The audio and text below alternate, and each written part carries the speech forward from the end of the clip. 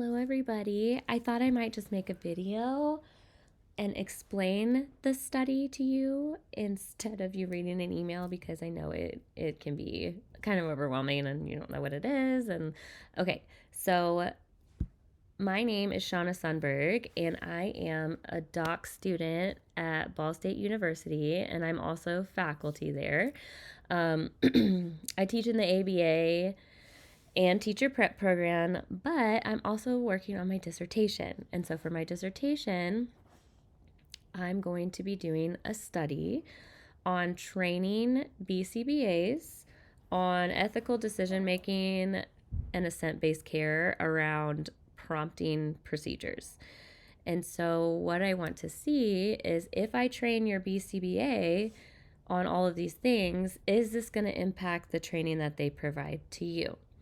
So, your BCBA has agreed to participate.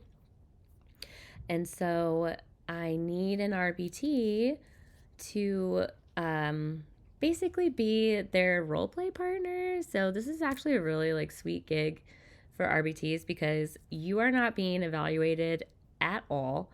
This is all for your BCBA to practice. And the time commitment is low because I do understand nobody has any time right now.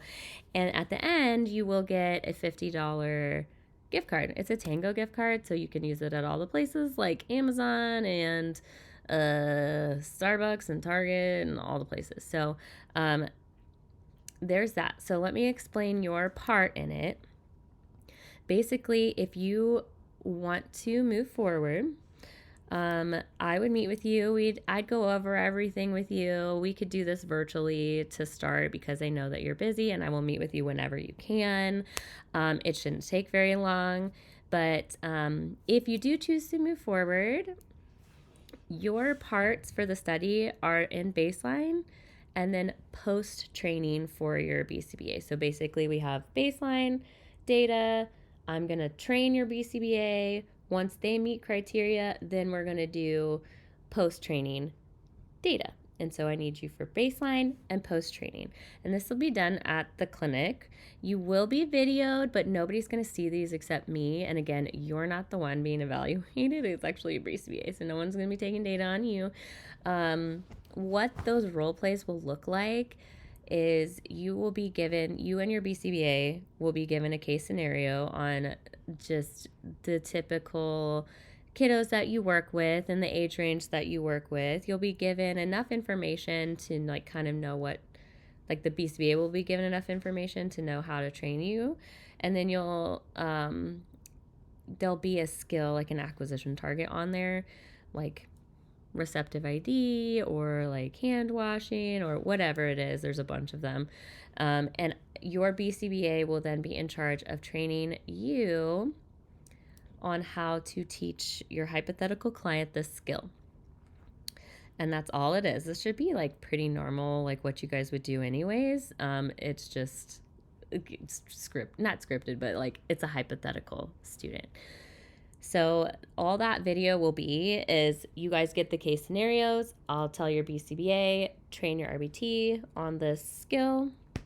And then you will also have a case scenario. It will be the same, except the only difference is on there, it's going to tell you whether you need to make 1 or 2 errors. So I can see what your BCBA does. Don't help them, okay? Or whether you're going to ask 1 or 2 questions, just because that is typically how a real training session would go. You're going to make mistakes, you're going to ask questions, all of that. So and your BCBA won't know what errors you're going to make, and you have kind of a pool to choose from. So either way, you and I will practice together before you have to do it. And the videos only have to be 10 minutes long, and that's it. And you guys can do them whenever you want. For baseline, I need at least 3 and maybe some here and there depending on what's needed. And post-intervention, it will depend on how your BCBA does, but it shouldn't be too many. And then I do plan on getting it published. And post-study, I'm happy to walk you through this whole process and talk to you about it. And if you're interested in the training too, like I'm happy to do that. I would do that whether you participate anyways, but like this is like my passion. So I just wanted to like send a video so you could maybe see my face, and it's really it'll be okay. And even if you're like, okay, I want to do this, and we start, you can pull out at any time. I'm not going to be like mad or anything. That's just how research is. So like it's okay. So think about it. It could be fun. Yeah, and I hope to hear from you. And you can always ask me questions. Like you reaching out to me is not you committing to the study. You're not committing until you sign the consent form. And then even if you sign the consent form, you're like, I don't want to. Done. It's not that. It'll be fine.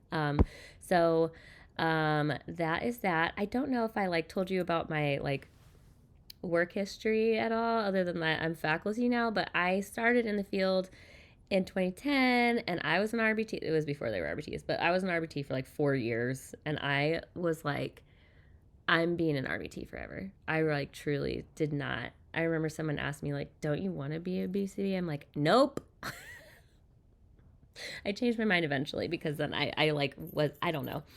But then I got my BCBA in 2016, and I did lots of things then, like parent guidance positions, BCBAs, working in the schools, job hopping a little bit to try to figure out what I want to do. I do a lot of supervision for incoming BCBAs. That's like my side hustle. I am obsessed with supervision, which is makes sense because my research interests are anti-ableism and ABA reform, but training practitioners, it's like my most favorite thing ever. Anyways, okay. I hope to hear from you. Thanks for listening to my video. And if you have any questions, please let me know. And I hope to hear from you.